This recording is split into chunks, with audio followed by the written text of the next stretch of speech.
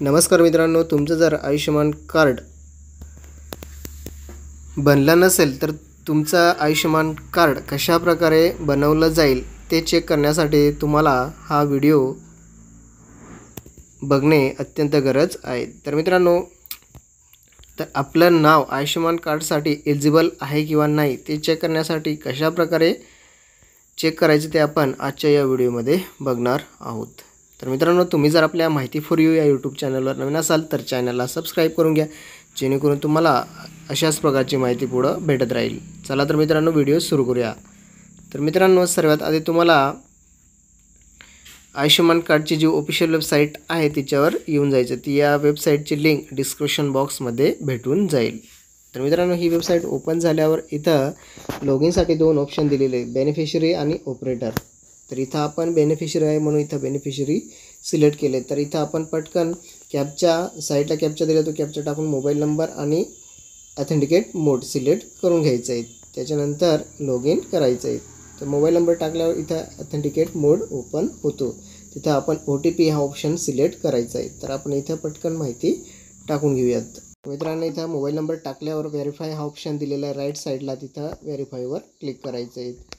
Click केल्यानंतर मित्रांनो, तुमच्या मोबाईलवर एक OTP पाठवला जाईल। तो OTP इथं फिलअप करायचा आहे। इथं OTP हा ऑप्शन बॉक्स दिलेला आहे, त्या बॉक्समध्ये OTP टाकायचा आणि खाली कॅप्चा टाकून घ्यायचा। तर मित्रांनो, इथं OTP रिसीव झाला आहे, तो आपण OTP इथं टाकून घेऊयात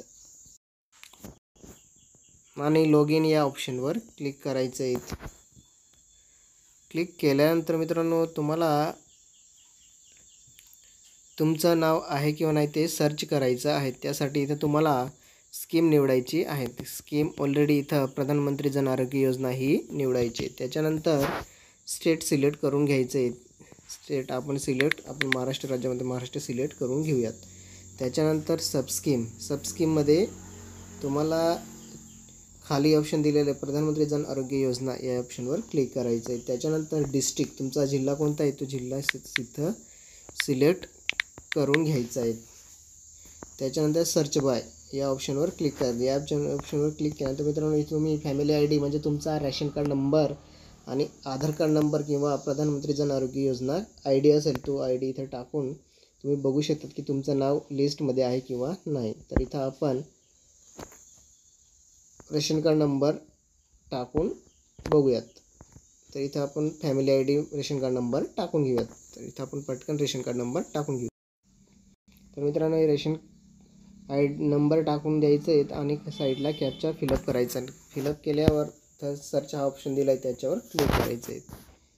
त्याच्यावर क्लिक केल्यानंतर मित्रांनो, तुम्हाला पुढच्या पेजवर रिडायरेक्ट केलं जाईल। तर मित्रांनो, इथं तुम्हाला स्क्रोल करायचं। स्क्रोल केल्यानंतर तुमच्या रेशन कार्डमध्ये जेवढेही मेंबर असतील त्यांचे इथं नावं दिलेली असतात, म्हणजे तुम्ही एलिजिबल आहात आयुष्यमान भारत कार्डसाठी।